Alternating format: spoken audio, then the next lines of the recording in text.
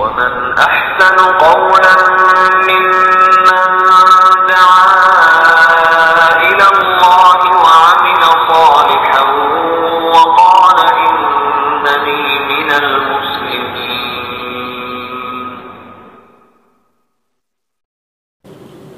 السلام عليكم ورحمة الله وبركاته.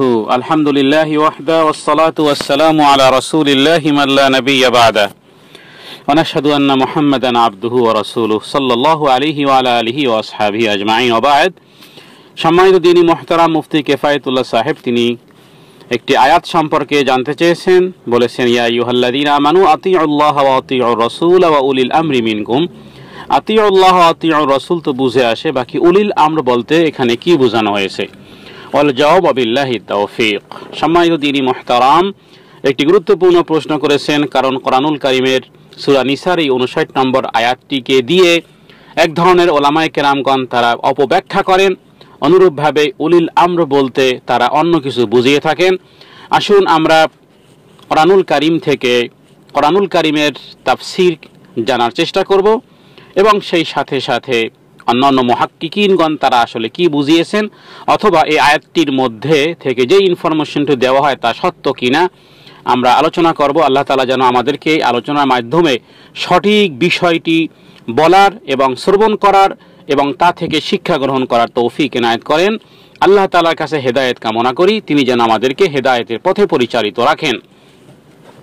সর্বপ্রথম বলবো কোরআনুল কারীমের একটি আয়াত সম্পর্কে খেয়াল করার জন্য, আর তা হলো আল্লাহ তাআলা তিনি তার কসম করেছেন, অর্থাৎ বলেছেন, ফালা ওয়া রাব্বিকা লা ইউমিনুন, তারা কখনোই আপনার পালনকর্তার কসম, তারা যতক্ষণ পর্যন্ত নিজেদের মধ্যে যে সমস্ত সৃষ্ট বিবাদ হবে, বাক বিতণ্ডা হবে, তর্ক বিতর্ক হবে, আর সেই ক্ষেত্রে আপনাকে ন্যায় বিচারক হিসেবে অর্থাৎ আপনার রায়কে যারা না মানবে, সুম্মা লা ইয়াজিদু ফি আনফুসিহিম হারাজ মিম্মা কাযাইতা ওয়া ইউসাল্লিমু তাসলিমা, অর্থাৎ দ্বিধাহীন চিত্তে যদি কবুল না করে, ফালা রাব্বিকা লা ইউমিনুন, তারা ততক্ষণ পর্যন্ত মুমিন হতে পারবে না।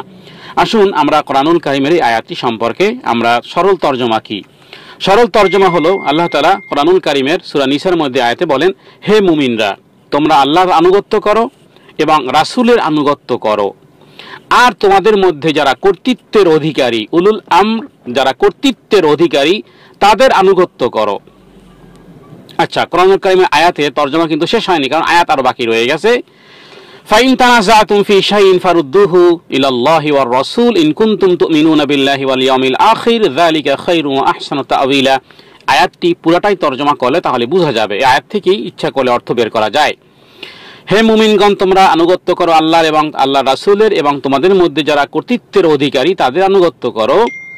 এরপরে যদি কোনো বিষয়ে তোমাদের মধ্যে মতবিরোধ হয়, তাহলে তা আল্লাহ এবং আল্লাহর রাসূলের দিকে ফিরিয়ে দাও। যদি তোমরা আল্লাহ তাআলার উপরে এবং শেষ দিবসের প্রতি ঈমান রাখো, তুমিনুনা বিল্লাহি ওয়াল ইয়াউমিল আখির, এটা কল্যাণকর শ্রেষ্ঠ সমাধান। দেখুন, মতবিরোধের কথা ওই আয়াতের মধ্যে বলা হলো, আবার শ্রেষ্ঠতর সমাধানও দেওয়া হলো। মাশাআল্লাহ, একটা আয়াতের মধ্যেই প্রশ্ন, এক আয়াতের মধ্যেই উত্তর। তার মানে আল্লাহ তাআলা প্রথম যে বিষয়টি বললেন ঈমানদারদেরকে, যে আল্লাহর আনুগত্য করো এবং রাসূলের আনুগত্য করো, এই বিষয়টি তো পরিষ্কার বুঝে আসে। কিন্তু তোমাদের মধ্যে যারা কর্তৃত্বের অধিকারী তাদের আনুগত্য করো, আর তাদের আনুগত্য করতে গেলে যে কিছু সমস্যার সৃষ্টি হতে পারে, আল্লাহ তাআলা বিষয়টিকে কিয়ামতের আগ পর্যন্ত যেন সমাধান দিয়েছেন, যে এরপরে তো যখনই কর্তৃত্বের অধিকারী লোকদেরকে দিয়ে এর মাফহুমিয়াত অনেক ব্যাপক, সুতরাং এই বিষয়টি ব্যাপকতার খাতিরে মতবিরোধ হতেই পারে।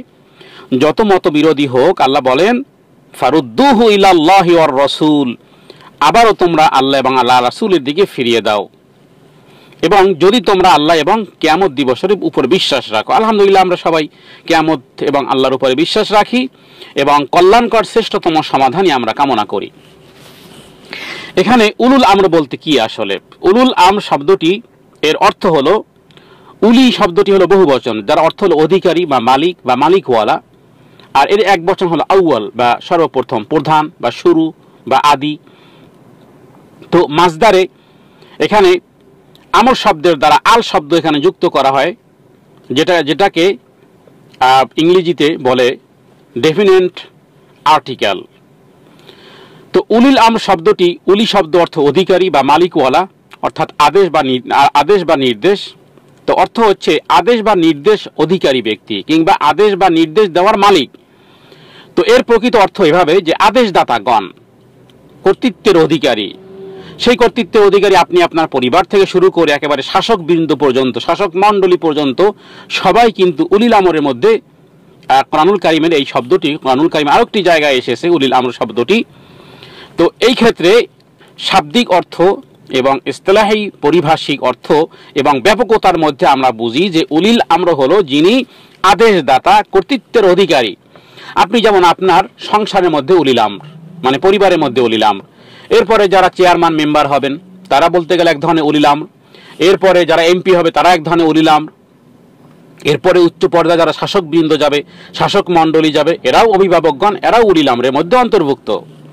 কিন্তু এখানে আনুগত্য করতে মূল যে বিষয়টি তা হলো যে আতিউল্লাহ ওয়া আতিউর রাসূল, এই দুটি গুণ যদি এই উলিল আমরের মধ্যে থাকে, তার মানে সেটা ব্যক্তি ঘরের একজন কর্তা হোক অথবা চেয়ারম্যান হোক অথবা মেম্বার হোক অথবা তিনি এমপি হোক অথবা রাষ্ট্রপতি হোক, আতিউল্লাহ ওয়া আতিউর রাসূল এটি হলো প্রথম ক্লাস, দ্বিতীয় ক্লাস, তৃতীয় ক্লাস হলো উলিল আমর। তার মানে প্রথম সিঁড়ি, দ্বিতীয় সিঁড়ি, তৃতীয় সিঁড়ি। প্রথম সিঁড়ি যখন আপনি উঠতে পারবেন, দ্বিতীয় সিঁড়ি যখন আপনি উঠতে পারবেন, তখনই তো আপনি তৃতীয় সিঁড়িতে উঠতে পারবেন। তার মানে হলো আতিউল্লাহ ওয়া আতিউর রাসূল, এই দুটি গুণে যারা গুণান্বিত হবে, উলিল আমর, তার কথা আমরা মান্য করব।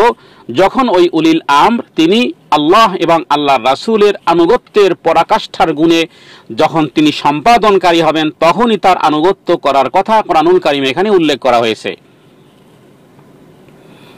তাহলে পরিষ্কার।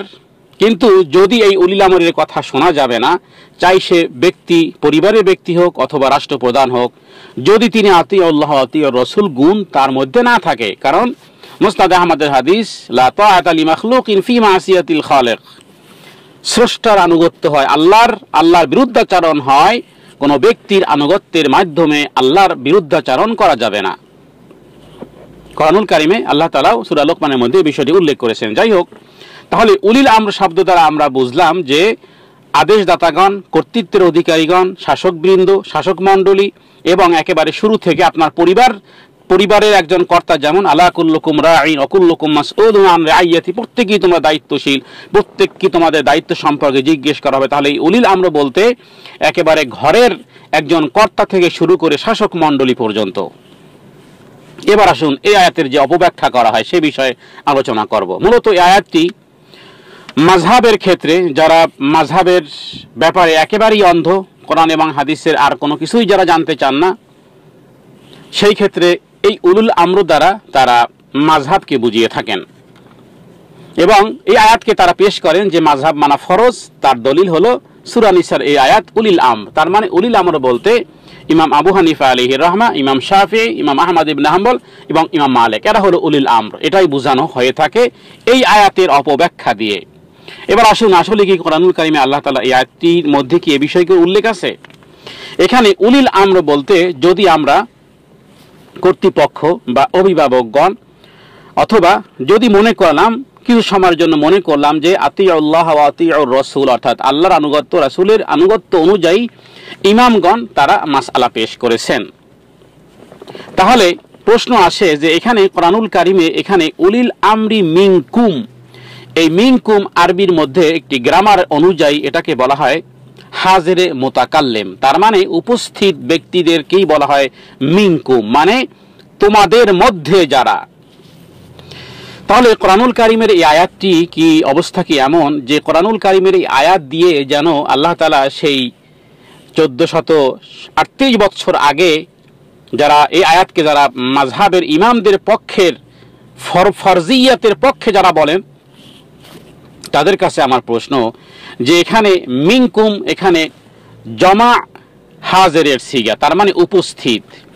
তাহলে এই আয়াতের তো হুকুম তাহলে মানসুখ হয়ে যায়। কারণ হলো ইমাম আবু হানিফা বা অন্যান্য ইমামগণ তো তারা দুনিয়া থেকে নাই, তারা তো দুনিয়া থেকে চলে গেছেন। তাহলে তো এখানে মিন হুম হওয়া প্রয়োজন, কারণ মিন হুম হলে তখন আরবির গ্রামার অনুযায়ী ঠিক থাকে। এখানে মিনকুম মানে কি? মিনকুম মানে হলো উপস্থিত আপনার আমার হায়াতে জিন্দিগির মধ্যে কোরআনুল কারীমের আয়াত কিয়ামতের আগ পর্যন্ত ওই ব্যক্তিদেরকে নির্দেশ প্রদান করবে। তার মানে আপনি যেই সময়কালে আছেন সেই সময়কালের মধ্যে কোরআন এবং হাদিসের, আল্লাহ এবং আল্লাহর রাসূলের আনুগত্য করার পরে আপনার উপরে যারা কর্তৃত্ব থাকবে, সেটা আপনার এলাকার মানুষ হতে পারে, একজন আলেম হতে পারেন এলাকার, অথবা আপনার শাসনকর্তা হতে পারেন। যদি আল্লাহ এবং আল্লাহর রাসূলের আনুগত্যের পরাকাষ্ঠার মধ্যে তিনি আপনার উপর কর্তৃত্ব চালান, তাহলে আপনি তার অনুসরণ করবেন। সেটা আপনার মসজিদের ইমামও হতে পারে, কারণ এখানে উপস্থিত অনুপস্থিত ব্যক্তিদের ক্ষেত্রে এখানে মিনকুম শব্দ ব্যবহার হতো না। দ্বিতীয় যারা বলতে চান যে ফাসআলু আহলা যিকরি ইন কুনতুম লা তা'লামুন, এটা দ্বারাও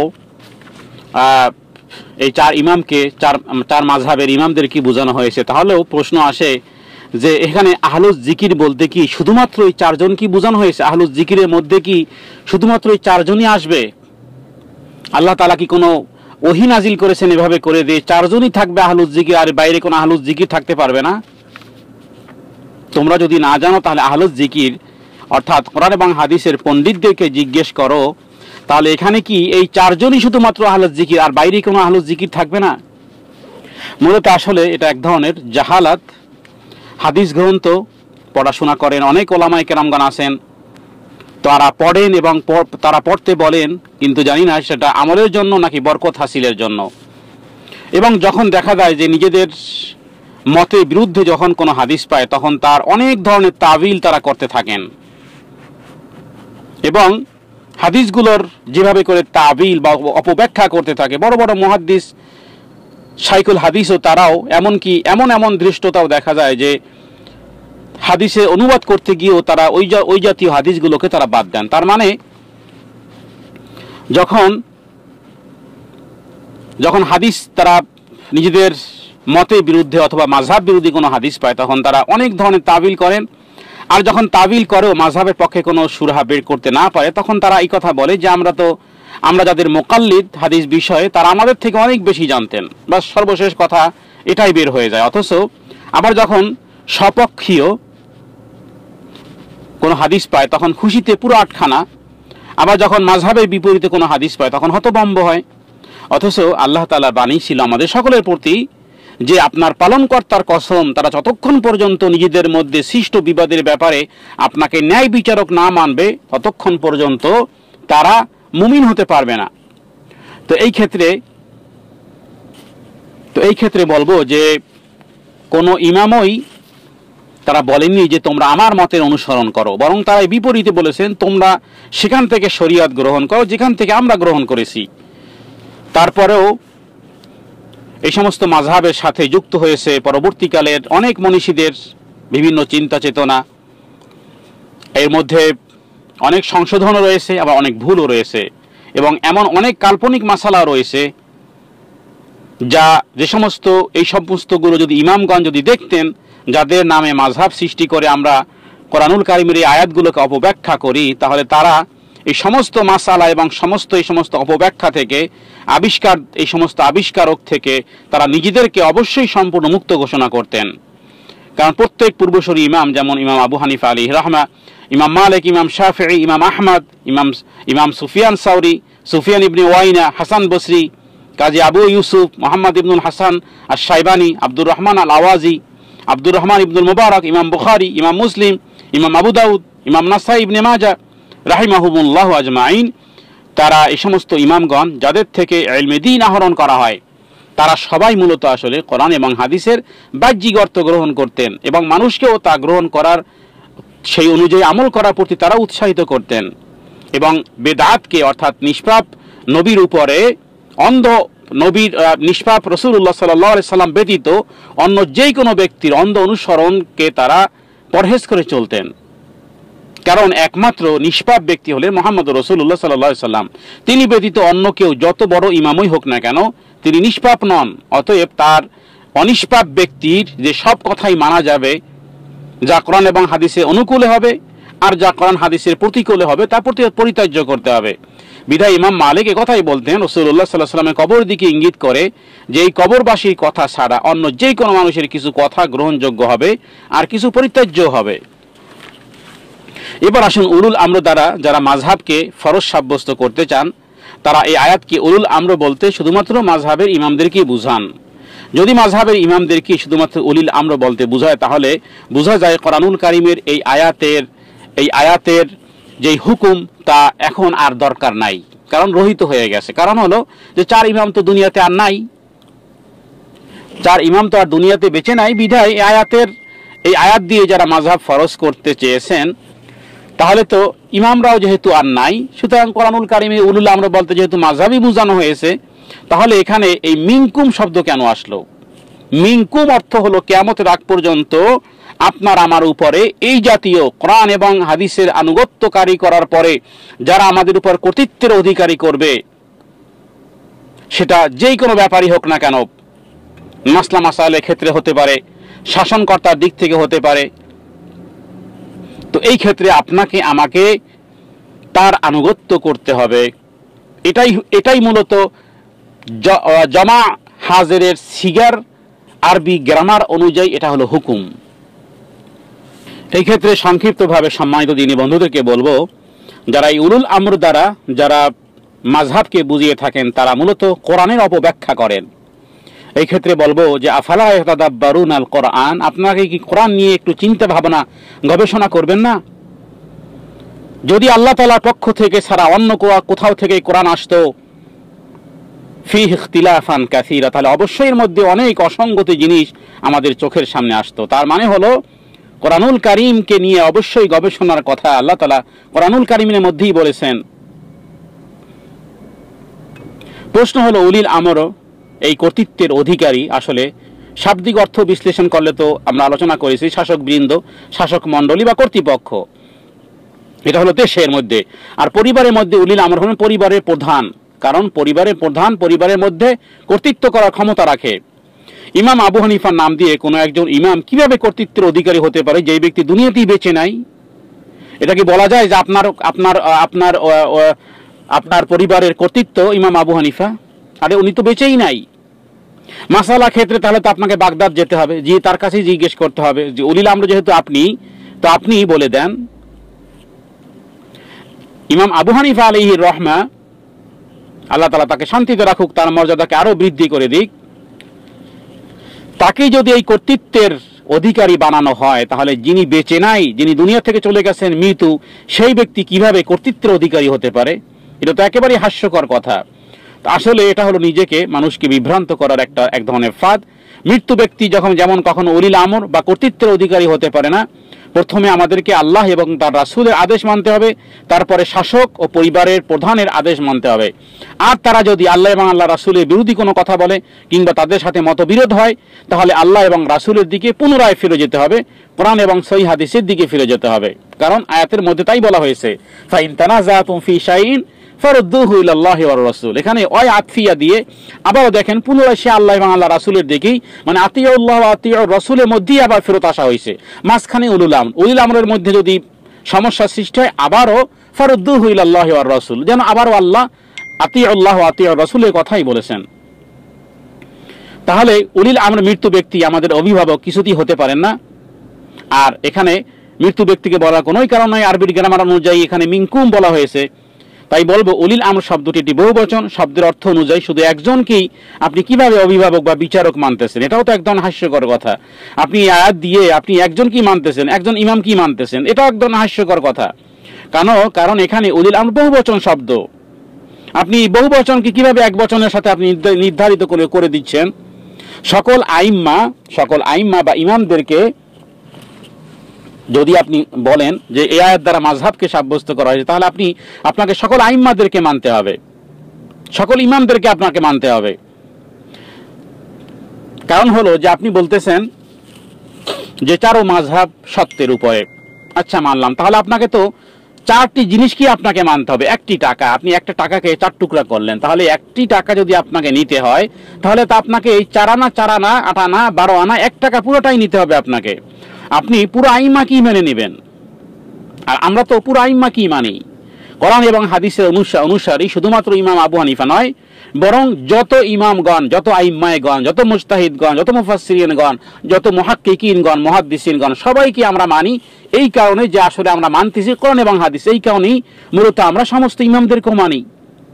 কিন্তু যারা অন্ধবিশ্বাসী, যারা বলেন মাযহাব মানা ফরজ, তাদের উদ্দেশ্যেই আমার এই আলোচনা। এরপরে যদি বলেন যে এখানে আইম্মাদেরকে অনুসরণ করতে হবে, তাদের রায় বা মাসালাগুলো, অবশ্যই কথা সত্য। আল্লাহ এবং আল্লাহ রাসূলের বাণীর সাথে কোরআন এবং সহিহ হাদিসের সাথে যদি যাদের কথাই মিল পাওয়া যাবে সেগুলোই মানবো আমরা। আর যেগুলো কোরআন এবং সহিহ হাদিস বিরোধী হবে সেগুলোকে অবশ্যই আমরা ত্যাগ করব। তাহলে কিন্তু আমাদের এই ঝগড়া ও বিবাদও শেষ হয়ে যায়। আর সে বিষয়টি আল্লাহ তাআলা বলেছেন ও আহসানু তাআওয়িলা।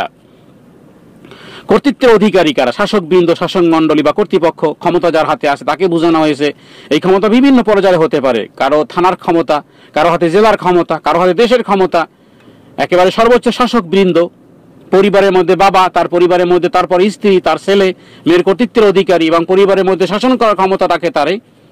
সুতরাং কোরআনুল কারীমে আল্লাহ তাআলা বলেছেন মানিহতাদা ফাইন্নামা ইয়াহতাদি লিনাফসি ওয়া মান দাল্লা ফাইন্নামা ইয়াদিল্লু আলাইহা ওয়া লা তাজিরু ওয়াজিরাতুম উযরা উখরা। সুতরাং এই আয়াতকে, কোরআনুল কারীমের এই আয়াতকে কোনো নির্ধারিত মাযহাবের সাথে আপনি আয়াতকে দিয়ে ফরজিয়াত কায়েম করবেন, এটা এক ধরনের জাহালাত, মূর্খতা। সুতরাং যে ব্যক্তি সঠিক পথ অবলম্বন করবে সে কেবল তা নিজের জন্যই করবে। ফাইন্নামা ইয়াহতাদি লিনাফসি। সুতরাং আমাদের সর্বশেষ কথা হলো এই আয়াতটি কোনো মাযহাবের পক্ষের দলিল নয়, বরং এই আয়াত দ্বারা যদি আমরা উলুল আমর দ্বারা যদি আমাদের আইম্মাদেরকেও মনে নেই, তাহলে মনে রাখতে হবে কোরআন এবং হাদিসের মানদণ্ডে বিশুদ্ধ হাদিস যদি আমাদের সামনে এসে যায় সেটাই আমাদেরকে মানতে হবে। এর দ্বারা মূলত আসলে ইমামদেরকেও মানা হয়ে যাবে। আমরা তো মানবো, ইত্তেবা করবো, ইত্তাবিউ মা উনজিলা ইলাইকুম মির রাব্বিকুম। আমরা মানব কোরআন এবং হাদিস, সেই হাদিস অনুযায়ী যদি আমরা মানি আমাদের ঝগড়া বিবাদও যেমন মীমাংসা হবে, অনুরূপভাবে আমরা আমাদের মূল মাযহাবও ঠিক থাকবে। আশা করি সম্মানিত দিনী বন্ধু এ বিষয়ে আরও জানতে পারবেন এবং আশা করি এই আলোচনার মাধ্যমে একটু হলেও আমাদেরকে জানার ক্ষেত্রে আমাদেরকে আরও আগ্রহ সৃষ্টি করবে এবং এ বিষয়ে আমরা অবশ্যই পড়াশোনা করব, যাতে করে আল্লাহ তাআলা আমাদেরকে সত্যিকার অর্থে হেদায়েতের পথে পরিচালিত করেন। বারাকাল্লাহু ফীকুম।